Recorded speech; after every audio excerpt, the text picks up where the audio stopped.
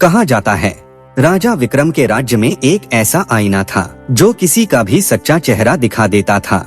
लेकिन एक दिन वही आईना उनकी सबसे प्यारी बेटी का एक ऐसा रहस्य खोल बैठा जिसने पूरे राज्य की नींव हिला दी।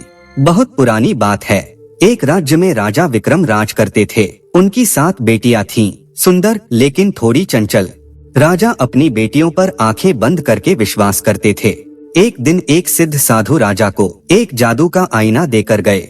साधु ने कहा, महाराज, यह आईना झूठ और धोखे को पकड़ता है। अगर कोई मन में छल रखेगा तो यह काला पड़ जाएगा। राजा ने तुरंत वह आईना महल के बीचों बीच लगवा दिया। कुछ ही दिन बाद जब राजा की सबसे प्यारी बेटी राजकुमारी प्रिया आईने के सामने खड़ी हुई, आईना अचानक काला पड़ गया। राजा को गुस्सा आया, लेकिन उन्हें यकीन नहीं हुआ। उन्हें लगा शायद आईना खराब है। राजकुमार अर्जुन, राजा विक्रम का बेटा, बहुत समझदार था। वह जानता था कि जादू की चीजें झूठ नहीं बोलती। उसे शक हुआ कि उसकी बहनें, खासकर प्रिया, कोई बड़ा राज छुपा रही हैं।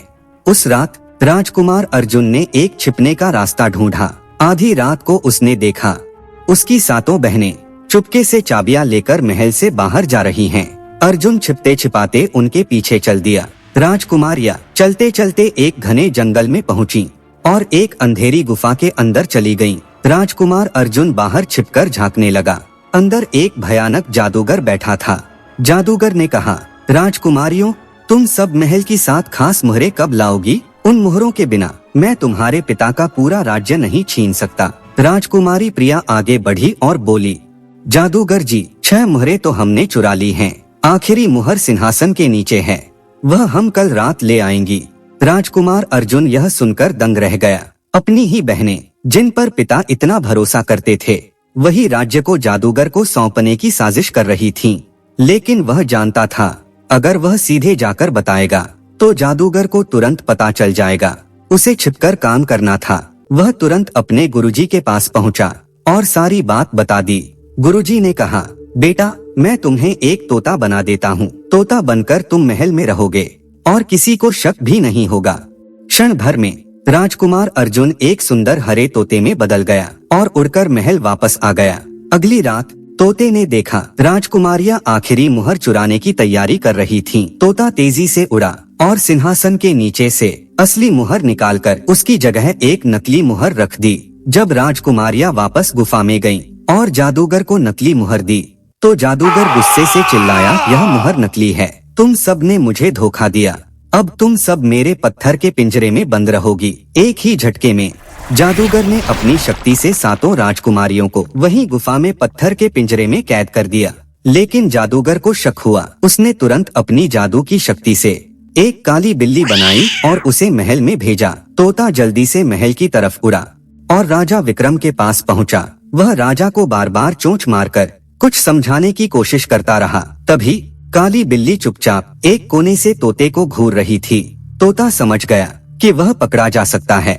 वह डर के मारे चुपचाप एक ऊंचे पर्दे पर छिप गया। उसी समय पास के राज्य की राजकुमारी सुजाता वहां आई हुई थी। उसने तोते को देखा और उसकी आंखों में गहरा दुख महसूस किया। वह बोली, पिताजी, यह तोता साधारण पक्षी नहीं है, यह कुछ कहना चाहता है। तभी काली बिल्ली छलांग मारकर पर्दे की तरफ भागी। राजकुमारी सुजाता ने तेजी दिखाई। उसने बिल्ली को तुरंत भगाया। फिर उसने प्यार से तोते को अपने हाथों में उठा लिया और उससे पूछा, हे सुंदर पक्षी, तुम क्या बताना चाहते हो? तोते ने सामने रखे एक पानी के कटोरे की ओर इशारा किया। सुजाता समझ गई। उसने कटोरा आगे रखा। जैसे ही तोते ने पानी पिया, उसकी आवाज बदल गई और वह इंसानों की भाषा में बोलने लगा। तोते ने सुजाता को पूरी कहानी साफ साफ बता दी। जादूगर की साजिश, बहनों का छल और गुफा में कैद होने की बात। राजकुमारी सुजाता तुरंत तोते को लेकर सीधे राजा विक्रम के पास गई और उन्हें संक्षेप में सारी बात समझा दी। राजा विक्रम के पैरों तले जमीन खिसक गई कि उनकी बेटियां धोखेबाज थीं और अर्जुन ने ही राज्य को बचाया है। राजा विक्रम तुरंत सुजाता, तोते और अपनी सेना को लेकर गुफा की तरफ बढ़े। गुफा में राजा ने देखा कि उनकी 7 बेटियां पत्थर के पिंजरे में कैद थीं और जादूगर सामने खड़ा हंस रहा था। विक्रम, तुम यहाँ कैसे आ गए? अब यह राज्य मेरा है। सुजाता ने तेजी से काम लिया। उसने तोते को असली मुहर के पास रखा मुहर की शक्तिशाली ऊर्जा छूते ही राजकुमार अर्जुन तुरंत अपने असली रूप में आ गया। राजकुमार अर्जुन के वापस आते ही जादूगर की शक्ति कमजोर पड़ गई।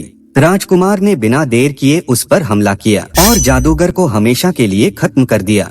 जादूगर के मरते ही पत्थर के पिंजरे टूट गए। राजा ने अपनी आँखों से सारी सच्चाई देख ली थी। उन्होंने अपनी पुत्रियों को उनके छल के लिए दूर भेज दिया ताकि वे प्रायश्चित कर सकें। राजकुमार अर्जुन ने राजकुमारी सुजाता की बुद्धिमानी और साहस की गहरी सराहना की। कुछ समय बाद दोनों का विवाह हुआ और अर्जुन ने हमेशा सतर्क रहकर अपने राज्य पर राज किया।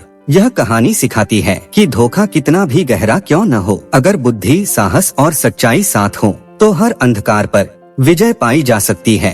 अगर आपको हमारी कहानी पसंद आए तो हमारे चैनल को लाइक करें, कमेंट करें, शेयर करें और हाँ, सब्सक्राइब करना ना भूले। फिर मिलेंगे नई कहानी के साथ। अलविदा।